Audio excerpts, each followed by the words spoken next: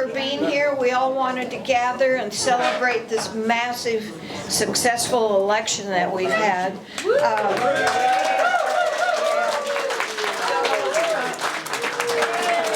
You piece of crap! He said we're trash. Yeah, we're trash.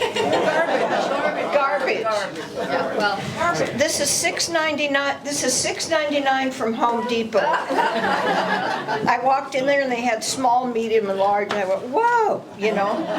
Men are usually the only ones that buy these things, but I got one that fit me. So Linda, it makes you look smaller, like they said with Trump, you know? It's slimming. it's slimming. Yeah, that's what they told Trump.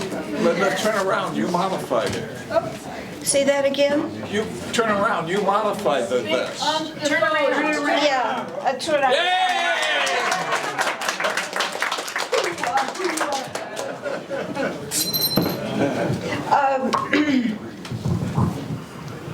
We're going to do the invocation and the pledge. Nick, would you lead us in the pledge when we're ready? Sure. Okay, thank you. There we go. I want to thank all of you before we start. Don't cry. We have so many people in this room that have worked so hard on this election. So many, and I admire you so much. And thank you for helping locally. And all of us, thank you for all of us supporting Trump, sending money to his campaign, and all doing what we can do at a local level for the national election. And Thomas Cole back there running for 24th Congressional District. Leanne Wolliver, she won her seat. Stand up. Yeah. For the Lompoc School Board? Yes, okay. Who am I forgetting that ran for election as Ken? Elijah's here. Oh my goodness.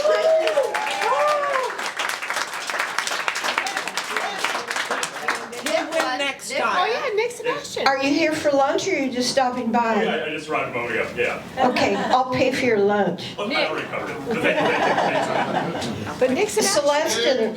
Celeste and Steve, Elijah Mack, this big burly fellow that's pretty good looking guy actually. He, you ran for, California State Senate District 21, yeah.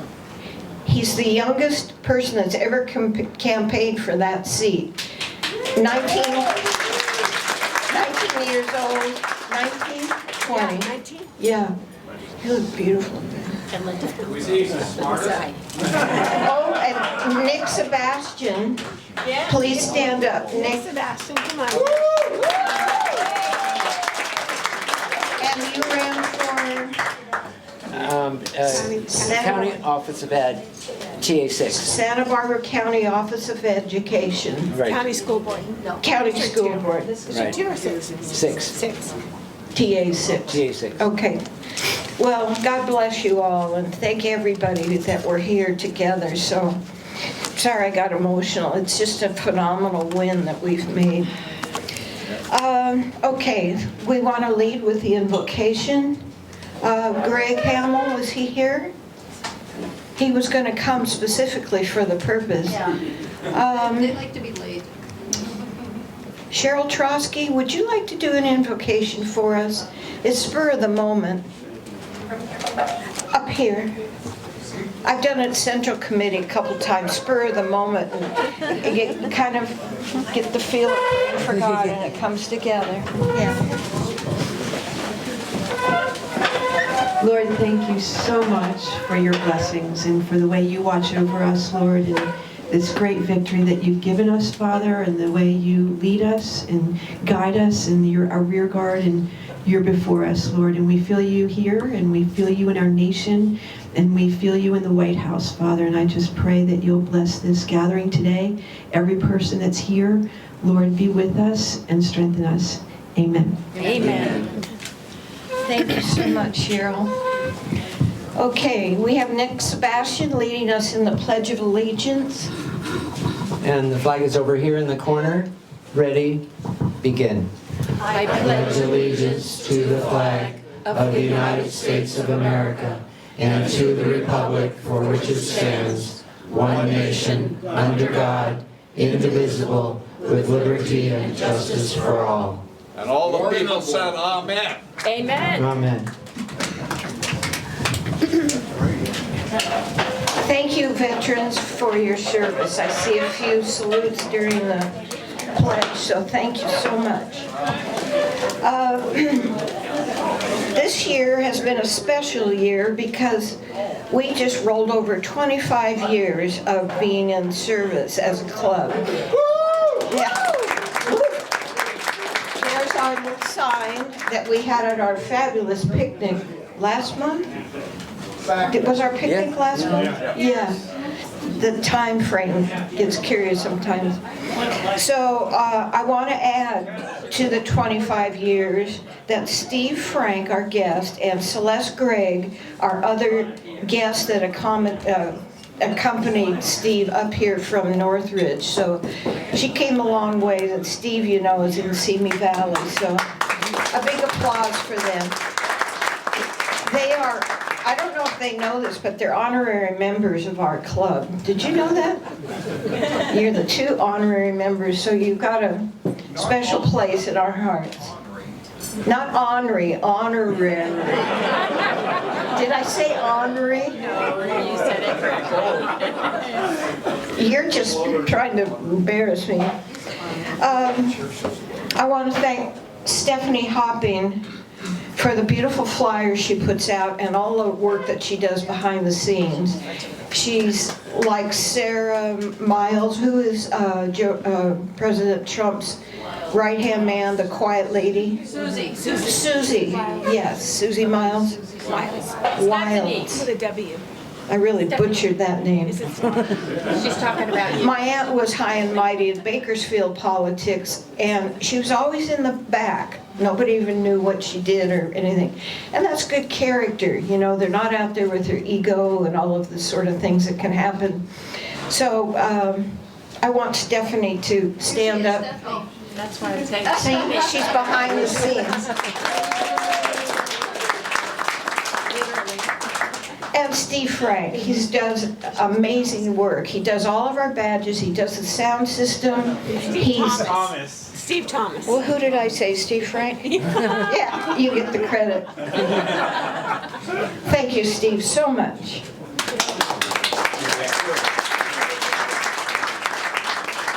And our beloved Robbie Mercado is our vice president for this year. I don't know how long this may, if we're lucky, that's the end of that. So he was our president for 6 years, and he's been on the board just because he's got wisdom.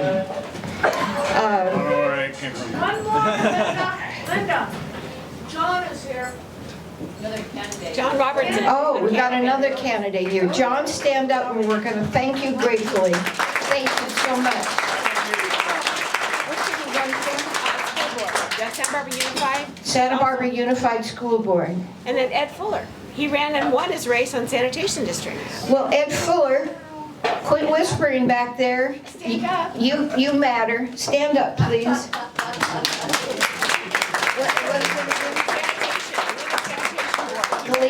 You ran for Goleta Sanitation Board. Did you win your seat? Yes. Oh, you won your seat. Well, congratulations. I'm wearing my vest. It's $6.99 from Home Depot. And I'm going to take it off in a minute because it's irritating. And we also want to thank Laura Trump and Matt Schlapp for their phenomenal service to the Republican RNC and for building up the base of our Republicans with the working folks, the trash. They've done a phenomenal job with the Mike Whately. RNC. Mike Whately. Mike Whately? Yeah, Mike Whately. He is a Conservative Political Action Conference member for CPAC. Steve has also a leadership position in and has worked in several community and charitable organizations. He's worked 7 years full-time on behalf of the veterans, POW, and MIA and their families. His efforts include negotiations in Europe with their communist captors. Steve knows everything in this state, and he's going to come on up here and share his wisdom with us because he is that great. A round of applause, please, for Steve Frank.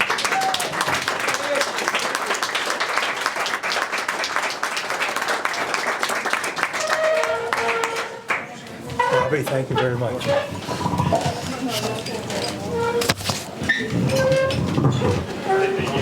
That was a very stressful introduction.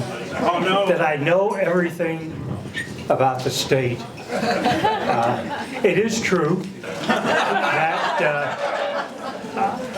my first campaign was walking precincts for Nixon in 1960. So I've been around the block a few times. I've worked both here, mostly in California, but I've also worked in other states. And I do campaigns, anything from initiatives, sheriffs, judges, assembly, city council. Work for Mayor Giuliani. There's just too many to name as to those who I've worked for. Now, if my good friend Tom Del Beccaro was here to introduce me, he would say that Steve Frank has been around since before the Beatles. The life form, not the singing group. The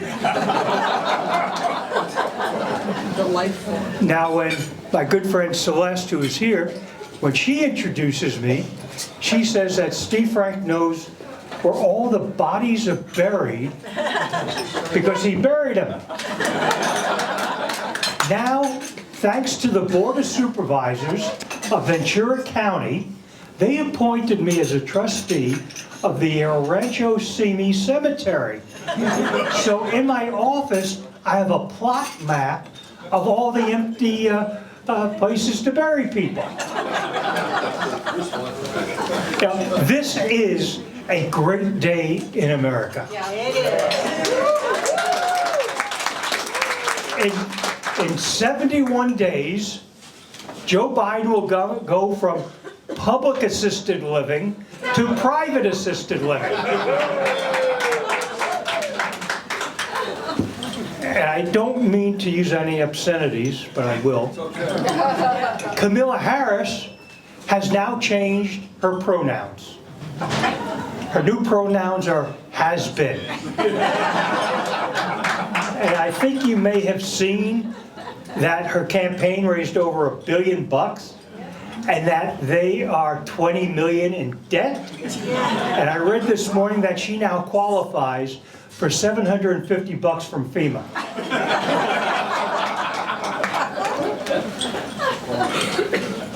Yeah, I'm glad that today, that Linda called me 2-3 months ago, asked if I could speak. And I said, well, when? And we wound up on this date. And I said, oh, that's only 4 days after the election. How am I going to speak on what happened on the election when I don't know? Nobody knew.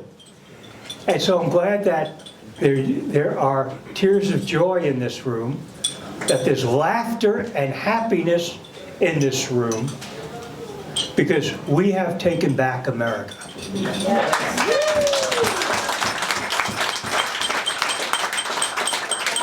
You know, we didn't just take back the White House. We took back the Senate. Yeah. We're going to continue to have the House of Representatives. And let me give you one example of why all of that is important. We know there's an illegal alien problem. We know that the state of California is a sanctuary state, self-proclaimed. We also know there's a federal law that says that you may not help, encourage, support, or protect illegal aliens. Governor Newsom, trying to pronounce it correctly, he has determined that he's going to violate the federal law.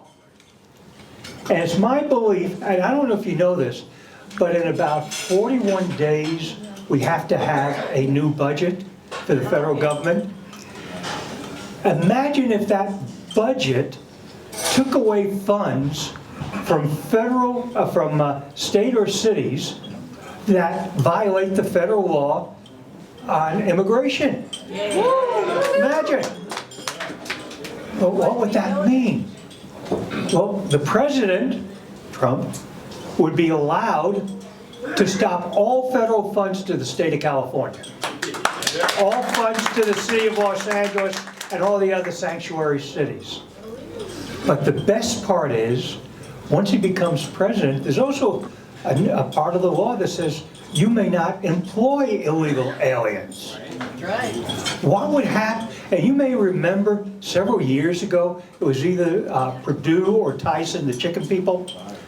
They were closed down because they had hundreds of illegal aliens. Imagine if Trump decided to close down major corporations that hire illegal aliens. After the second or third, how quickly would every illegal alien be unemployed? Self-deport. The bad news for us in California is that Governor Newsom and the Democrats want to have illegal aliens receive unemployment checks. That's only the beginning. There was a ballot measure, and you may have noticed the one that talked about taxes on managed health care programs. So that money could go to Medi-Cal. That's where the money was going. If you read it, that's what it said. Well, that sounds like a good thing. Except, did you know that 1.5 million illegal aliens in California are on Medi-Cal? Yes. And the reason they put this on wasn't to help Medi-Cal, but early in April, the Democrats had a bill in the Assembly to add over 500,000 illegal aliens to Medi-Cal, and the only reason it got killed in committee, the only reason, is because the state did not have the money. Now with the passage of this measure, no Americans are going to get more health care through Medi-Cal. It'll all be 500,000 illegal aliens. They now found a way to finance it through your health care. So this is one of the things that the state is going to be punished for.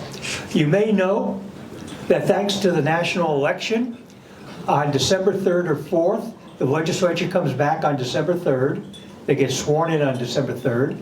And the month of December, there is never a legislative day. In the history of our state, there are no legislative days in the month of December after the swearing in of the new legislature. They start the beginning of January for the real work. They do the administrative work. So why are they going to go back into a special session on the 3rd or the 4th? They're going to have one bill in front of it. Just one bill. Special session, you have to announce what your legislation is for the special session under California law.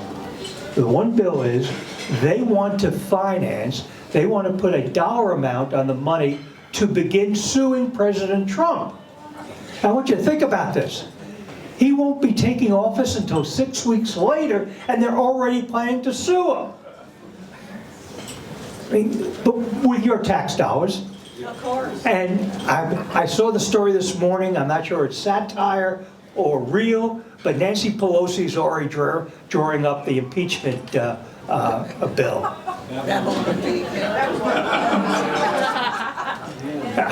Yeah. And she couldn't crack a smile. For other reasons. For obvious reasons. But, you know, she became rich off of the stock market, and her plastic surgeon became rich off of her. But we're going to see transparency like we've never seen before. And that's what Trump is going to bring. we're going to get all those papers that the FBI, the CIA, the Department of Justice, Agriculture Department, and all the others refuse to turn over to Congress. And as far as I'm concerned, I hope all those agencies continue to refuse to turn over the papers. Because the moment that agent does that, they're fired. And we need to fire a whole bunch of them. And one of the major things that's going to come out of this, I know most of the people in this room have visited Washington, D.C. And you go through and see all these beautiful government buildings, and you see the Department of Agriculture here, EPA there, all these other buildings of major agencies. The best news is, under Trump, we are going to see those agencies closed down in D.C. and moved out. Why should some bureaucrat in Washington, D.C. control agriculture? Why isn't the Department of Agriculture in Kansas or Iowa? Be among them. And that's one of the things that we are going to see. We're going to see people appointed that mean business. You may have seen in the papers in the last day or so that they caught a FEMA supervisor sending a memo saying if they have a Trump sign, don't help them. In the middle of a catastrophe, bypass them. I can't imagine how quickly that person is going to get fired under Trump. And as far as the FBI is concerned, the Nome office should be where the people should be. All those folks should be sent out to Fargo, to Bozeman. They should go as far away from Washington, D.C. as possible. Let them handle real crime instead of being the criminals. And that will be a change as well. And the CIA is also going to have some major changes. So we're going to see a dramatic transformation of government in the next 4 years. But we're also seeing, based on the results of November 5th, a dramatic transformation of politics in America. As some of you know, I do Andy Caldwell show, 4:30 to 5 every Tuesday. This Tuesday I'll be guest hosting for Andy, as I will the next Tuesday. And one of the things I've been predicting is if Kamala Harris loses, there will be an implosion of the Democrat Party. As you all know, Biden has not talked to San Fran Nan Brutus since the coup. And he'll probably never talk to her again. Obama has been destroyed as a political leader. The Democrats are fighting among themselves. And just so you know who do you think is going to be leading the new Democrat Party? Josh Shapiro. Who? Josh Shapiro. Wrong. Newsom. Nope. Bill Clinton. Remember, he was not part of the coup. And remember in '92, he ran as a moderate Democrat. He united the party. And the great news, except for the women in his presence, but the great news is that the progressives will start going after Clinton and let them fight among themselves. What Donald Trump has done with the November election is unify Republicans. And I don't count Arnold Schwarzenegger, was Cheney, Adam Kissinger. They were never Republicans. They were grifters. So now the Republican Party not only is unified, but is expanded. 45% of the Hispanic vote, 25% of the black vote, young people. The pollster for CNN was being interviewed by Jake Tapper the other night, and Tapper asked, can you show on the map of the US where Harris overperformed Biden from the 2020 election? And the pollster then turned the map gray. She didn't overperform anywhere in the United States. Anywhere. In every category, she underperformed Biden.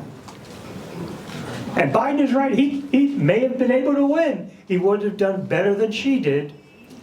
And of course, she made mistake after mistake. But now the Republican Party not only has been unified, but what Donald Trump gave us was a roadmap to victory in 2026 and 2028, and how to expand our Republican base if we're willing to work for it. You know, what's her name? Camilla, whatever her name is. She was talking about hard work. We like hard work, she kept saying. No, she's right about that. But we need to do the hard work that hasn't been done in this state. I'll get to that later. But then we have the state of California. As blue as it comes, as I like to tell my friends who call me from other states, how's it going? Well, I still live in the communist-held territory. So, but this election proved something that Steve Hilton told me back in April. I had a private meeting with Steve, who, rumor has it, may run for governor. And if you'd like to help, contact me and I'll put you on the list, because we need a good grassroots campaign for Steve. And so what Steve, when we were talking, we talked policy, a little politics, and I said to him, well, you know the numbers. How does California win? And he says, we already won. Look at the numbers. And he was using 2020, 2022 numbers. And he said, we start with 40% of the vote. Of course, we didn't have a voter registration drive, a GOT drive. We had no messaging. And we still got the 40%. We had a party that didn't exist at the state level and in several counties. Like my home county of Ventura, doesn't exist. So on paper, they have meetings once a month. I call it the Eat and Burp Club. But they don't exist. How bad is it? In Kern County, if you remember, Kevin McCarthy decided to leave Congress. They had a special election, and Vince Fong, the assemblyman, decided to run. But he was already on the ballot for assembly. Okay? So, on November 5th, Vince Fong won his seat for assembly, and for the state senate. And then he won a spot on the ballot for assembly, and the McCarthy machine put a guy named Ken Ware, former chair of the Kern County Central Committee, on the ballot, and they all endorsed him. Kevin McCarthy put out ads. Vince Fong put out ads. The county party put out ads. Vote for Ken Ware for assembly. As of yesterday, Vince Fong was 24,000 votes ahead of Ken Ware. The Republican voters in Kern County said no more machine. We want real Republicans in office. And now there's a major implosion of the Republican Party in Kern County. Yeah. They can't win with all of that for an assembly seat. That tell you, oh, by the way, Ken Ware was also a city councilman. So he was already in public office, and he couldn't win. And he lost by a big margin. So we're seeing a lot of changes. But let's take a look at the map. At least 10 counties, and remember there's still, as of last night, 5 million votes left to be counted. So even though we think we know what the votes are, we only know those that are counted. We still have 5 million to go as of last night. And God bless these registrar of voters, they're taking Monday off for Veterans Day. And if you're in Orange County, I got an email from a friend of mine who is a vote watcher at the Registrar of Voters office in Orange County. And she wrote me a note this morning that yesterday they had to close the Registrar of Voters office for a bomb scare. And she wasn't sure as of this morning when they're this morning as to when Orange County, which has about 350,000 votes still to count, when they will open. But is California turning red? Well, Yes. counties are. Yes. We may pick up a net of one congressman. If we're lucky, we'll pick up one assembly member. If we're lucky, we'll pick up one state senator. Not major numbers, but better than losing. But when you look at the ballot measures, that's where it tells where the hearts and minds of the public are. Yeah, they were stupid enough to vote for $20 billion for failed education bonds, $10 billion for education, $10 billion to Wall Street. We voted for a $10 billion bond for Green Agenda, with $10 billion going to the Green Agenda and $10 billion going to Wall Street. But there was a proposition to lower the amount of votes needed to pass bond measures to 55%. That failed. Yeah, thank goodness. The increase in the minimum wage, that failed. But the most exciting one that no one understood is the one that gave prisoners more money. Remember? They wanted to give them a few extra cents. But what was the title of it? They wanted to end slavery. Now, I want you to think about this. Why would they use the word slavery when it had to do with money? Money had nothing to do with it. And nothing at all. They wanted to get into California law that prisoners were slaves. Once you pass that, it is declared they're slaves. Well, we have the 14th Amendment. We have several other amendments to the Constitution. The state of California outlaws slavery. Once they passed that, they could go to court and demand the immediate release of the slaves. The idea was to close the prisons. It had nothing to do with money. It had to do with slavery and putting criminals back on the streets. Now, in LA County, they got rid of the George Soros DA.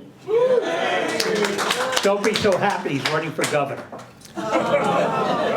Hockman, not Gascon. Hockman. He's already told some people that's his plan. As a Democrat, which we already knew he was when he ran for Attorney General as a Republican. Up in San Francisco, let me give you my definition of terms. A moderate Democrat is a socialist. A progressive Democrat is a communist. So they elected a moderate Democrat over a progressive Democrat for mayor. So instead of having a communist, they have a socialist. Big deal. But they did move down a bit. And in Oakland, they got rid of the socialist mayor. In Alameda County, they got rid of the George Gascon district attorney, Price. And now they'll have special elections for those two seats. And so, even in the Bay Area, the Republican Party did much better than normal, and on the ballot measures. So when you look at the ballot measures, what it tells me is we should be running on issues, on values, and principles, and policy, not on celebrity. And if you do that, what did Trump run on? He ran on policy. He ran on change. And unlike Kamala, he actually explained what his policies were. Like him or not, he told us what he would do policy-wise. He didn't hide any of it. And so now we have in California a real opportunity for 26. Now here's some numbers. Somebody put out a phony statement on behalf of the party. We have registered 160,000 new Republicans since 2020. That's good, right? 160,000? Don't shake your head like that. It's just a lie. So when I saw that, I went to the Secretary of State's website. And indeed, from 2020 on net, from 2020 to October, I forget the date in October, September 6th, 2024, we are up 22,000 registered Republicans over the Democrats. Now, so that's good, that's the increase, but we're still way down. Well, maybe if we did what some of the states did, like Pennsylvania, and do a voter registration program, maybe we do like the RNC did in several states, sue to get people off the voting rolls who are illegally on the voting rolls or have been dead several years. We've not done that in this state. Imagine what would happen if we had a party that began to sue to get the illegal aliens off of it. In several states, the attorney generals and the secretary of states worked hard to do audits to get rid of to get rid of the illegal aliens. California? Nope. We won't sue to stop illegal aliens from voting.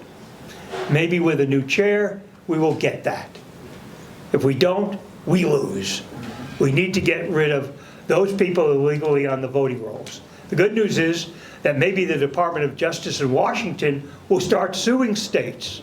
And here's another bill that I think will come out of Congress.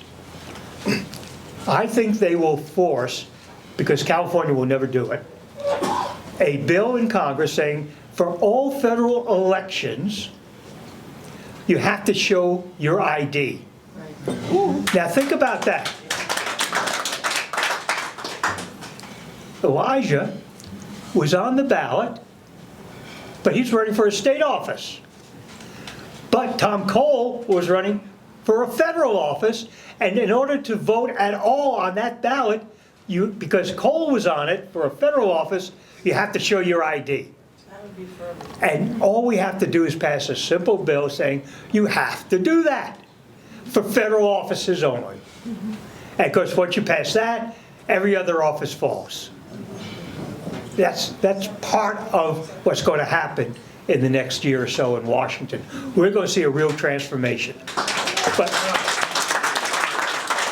what we will see here in California is a change in attitude on the election process for 2026. We're going to see people running for office as a team.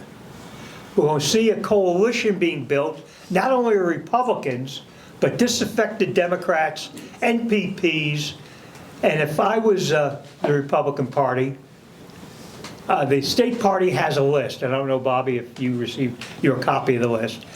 The state party did a data run of every NPP and how they were registered beforehand. And on that list, it says this NPP used to be a Republican. And some counties, like Orange and a couple of others I could think of, did a major program using that list to re-register Republicans who had been NPPs but Republicans before. And that's why Orange County grew so much with voter registration, because of that program. And I would urge every county to use that database and make that a priority for the year of 2025. That's the year we build our registration numbers, we build our coalitions. This is the year 2025 in which we create our candidates. And one thing, if anybody's thinking of running for office for 2026, Whether it be city council, school board, assembly, your race began yesterday. You need to begin the planning process, the building process, the learning and the training process. You need to build your own operation. Don't count on anybody else, but you do need to create a coalition. And you can create a coalition with other candidates.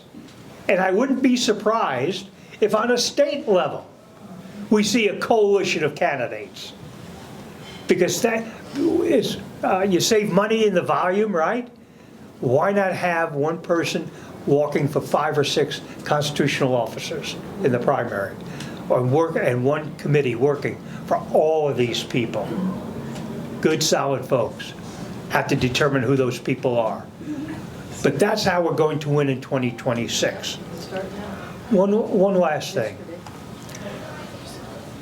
We are going to see a very significant change in the state party in March. I think I know how it's going to go. But regardless, don't count on the party for what you need to be doing locally. There's a bumper sticker that Tom Hayden's people used to put out, think globally, act locally. We need to think locally. We need, it's not bad sometimes to steal the ideas of the others, of our enemies. Because sometimes even they, not knowing it, they have good ideas. And so we can make a difference in 2026. But the determination of the November 2026 election is what we do in 2025. How we build our clubs, our volunteer clubs. How we build the operation of the Central Committee in this county and every other county. County Central Committees are the basis of the Republican Party. Or should be in every county. And you need a true registration drive, a GOT drive, GOTV drive. You need a newsletter. You need to hold forums on issues that bring people together. Not Republicans, not Democrats, not MPPs, but hold forums. And in a county like this, I know that, below the grade, above the grade, you have Santa Barbara here, but then you have, up the road a piece, you have Santa Maria. And, you have basically 2 counties in one.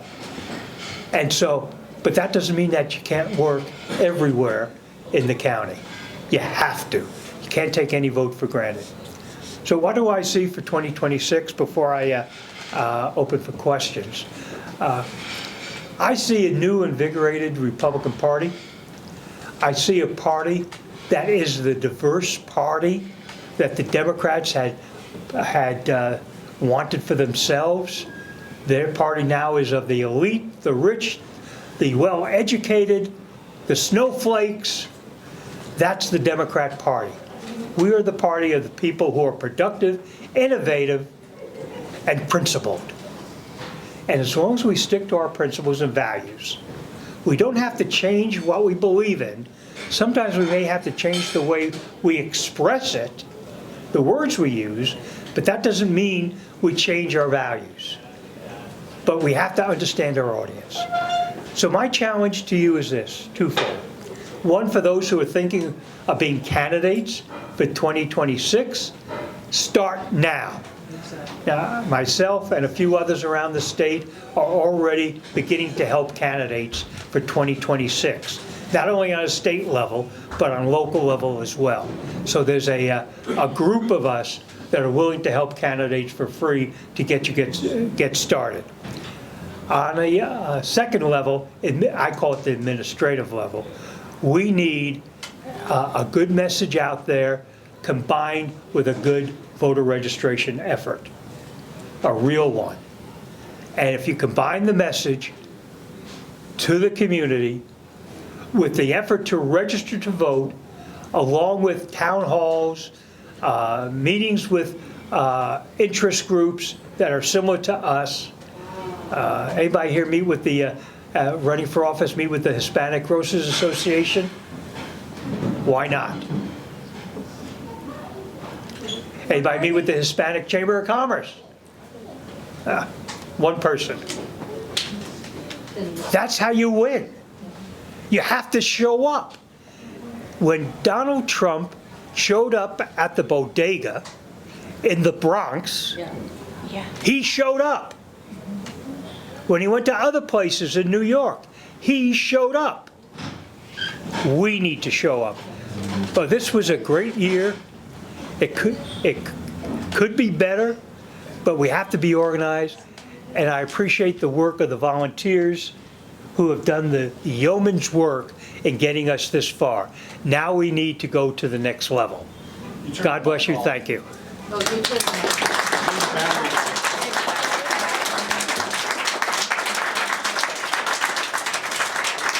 Yeah, question. Apologize for the situation with Steve. The battery just died in the mic. Oh. In the mic. Oh, I don't need batteries. So I talked that long I killed off the batteries? Jim. Who is going to be Steve Hilton's running mates for Lieutenant Governor and Attorney General?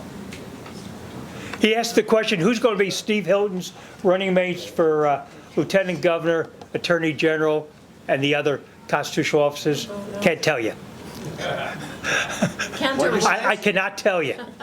But you know. I will tell you that the people that I know who are going to be running for statewide office are people that you will all support, solid conservatives, people who know what they're doing.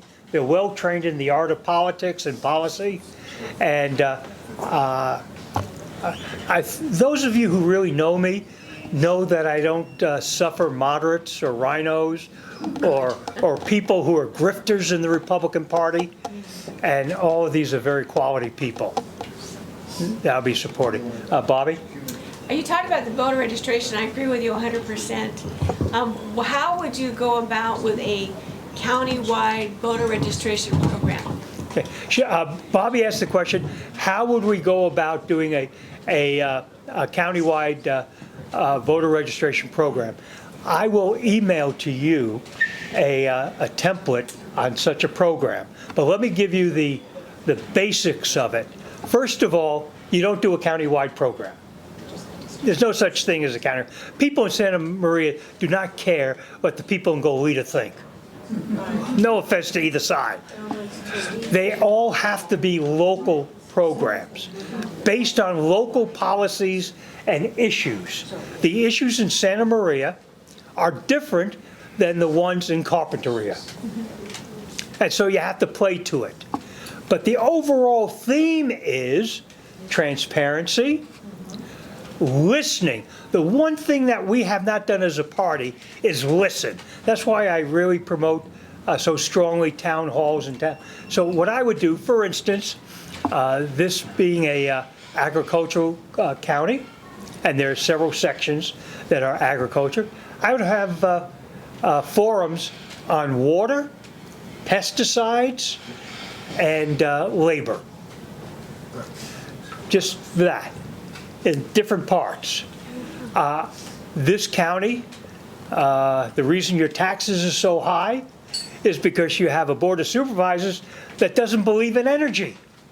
They want to close down everything dealing with energy.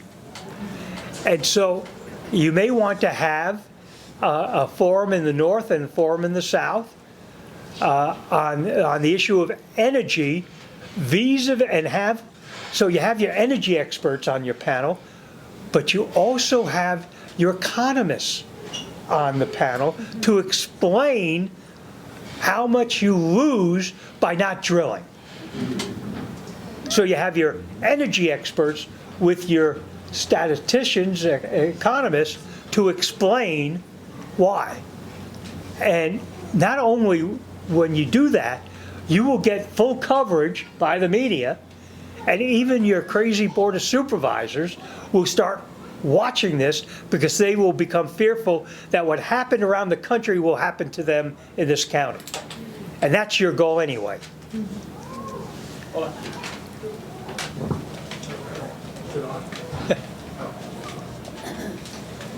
Use your inside Really voice. not. Okay. It's really not. Oh, that forum would work. We tried a housing forum at the high school, and it scared the supervisor because everyone turned on her. Like, she said, "You're gonna have 1,000 houses over here," so it does work. Yeah. And my question was, how do you see rhinos like Mitch McConnell and Lindsey Graham? Are they going to be phased out and replaced with Trump? Is this going to take the Trump MAGA movement and kind of just displace rhinos, or they're still going to be there? Well, as you know, every congressman and senator is allowed to bring people, give their constituents and all tickets to get a tour of the White House. And so Mitch McConnell will need to find a friendly member of Congress to get his ticket so he could take a tour of the White House. As far as Lindsey, was that too specific? Very nuanced. Lindsey Graham plays golf with Trump almost on a weekly basis until the latter part of the campaign, when he stopped playing golf and just campaigned. But Lindsey Graham is a problem. One of the more interesting things, this morning there was a discussion of making Senator Marco Rubio the Secretary of State, and the other person, Steve Cortez, says it can't be Graham, it can't be Rubio, because they are both globalists. And so they cannot be Secretary of State. And when and we already knew that about Lindsey Graham. I had to start thinking about Marco Rubio's record. But yeah, he is big on the Ukraine.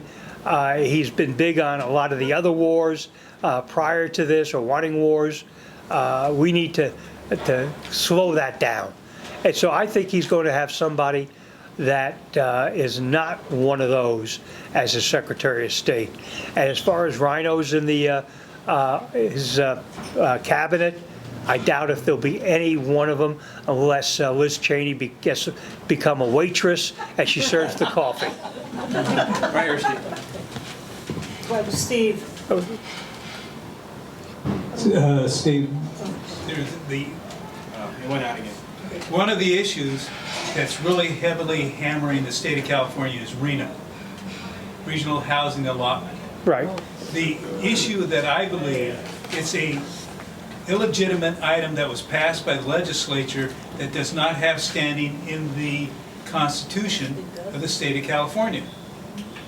And I think this would be a great item to do a wedge in all the coastal communities between the Democrats and the people that don't want this to happen. The gentleman said that we have a housing program where the state forces cities to have housing. And he suggested that this is a great wedge issue for those who don't want it, which are most of the people who live in the communities, versus the bureaucrats up in Sacramento who love it. And that's absolutely right. And that's the type of action that's going to be taken in California by our candidates, is talking about that, creating the coalition of people who don't want slums built in their communities. My good friend Tony Strickland is a city councilman in Huntington Beach, and his city declared they weren't going to build slums. The state of California sued Huntington Beach, and in the courts won. And at some point in time, we're going to have to go back to those lawsuits that the gentleman mentioned and get us following the Constitution. Imagine you live in Goleta, you live in Lompoc, and you have to go to Sacramento to fight for or against housing in your community? It's crazy. We have to right now. Right, and that's just wrong. Why do you have a city council? There's no need for one, except to cut ribbons. That's about it. Because they don't have the power to control the zoning or the permitting in their community. Imagine how many jobs had been lost in this area because the Coastal Commission decided that SpaceX had to be controlled and limited. Ah, that's crazy. And the federal government, interestingly enough, supported SpaceX having the increased number of rockets going up and coming down. But the Coastal Commission, of all people, said no. But that's an unelected body. So. By the way, last night, if you didn't get it down here, I was up in Buellton, the most beautiful launch of SpaceX. The rocket lasted probably 10 minutes, and then, oh, that was beautiful. Then, boom, boom, boom, boom, boom, boom, boom, the sound hit. Yeah, we heard it, Carpinteria. That sound was not a sound of noise. That was the sound of money, of investment, of jobs. That's what that sound says to me. It is a beautiful sound anyway. Celeste. Okay. There is reliable sources and rumors that Rick Grenell, former ambassador to Germany, a loyal Trump supporter, is going to be the next Secretary of State. Grenell is one of the names being mentioned. Remember, he was ambassador to Germany. And so he does have diplomatic experience, and he is loyal, and he's not a globalist. And so he's in the running, I'm sure. But quite frankly, those who say they know don't, and those who do know don't say. I watch all these shows. My wife goes crazy because I switch. And again, I apologize for the obscenities. I watch Fox News, and then I see CNN, the obscenity, and MSNBC, DNC. You know, I watch that to see all these rumors, and they don't know. They have anonymous sources, good sources.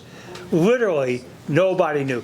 How many here thought that Susie Wiles would be the chief of staff? How many even heard of her before Tuesday night? Only the Small Business Administration. So you know, no people know. And I remember a couple of days before, somebody on Fox was interviewing the next chief of staff, Kevin McCarthy. And Kevin said, no, I'm not talking to anybody about that. And then a few hours before it was named Susie Wiles, he put out a press release saying he has decided he didn't want to be chief of staff. One more question. I have a question. What's your take on the length of time that it takes to count the ballots? I hear Florida gets it done rather quickly. What's holding this up? Florida had on election night, Tuesday night, they finished their counting at 1 a.m. on. How's that possible? Wow. They know what they're doing and they want to count the ballot.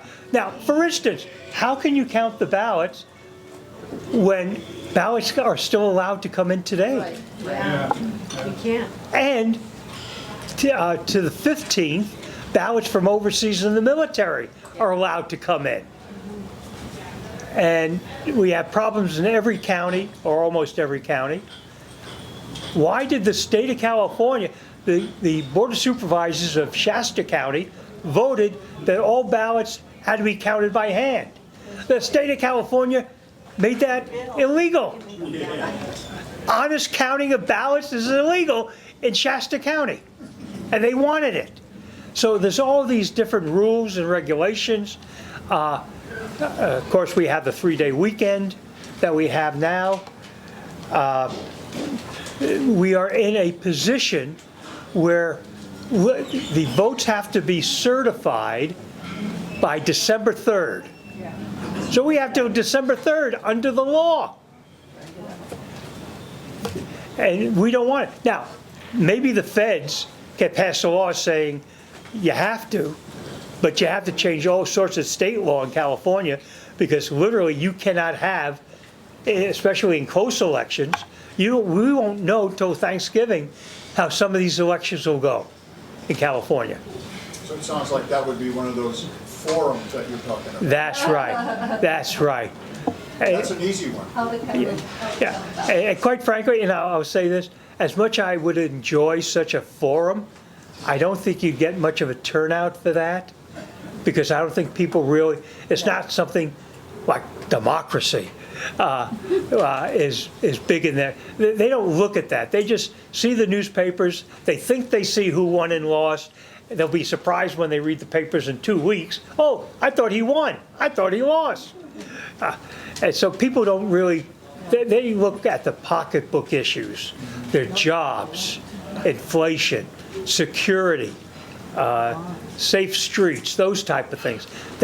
Those are the type of forums that I would love one on that, but I don't think you'd have too many people attending, as much as I like to say they would. I hate to see him have to stop speaking. We could listen to him for another hour, but these chairs are not comfortable either. So, Steve, thank you so much.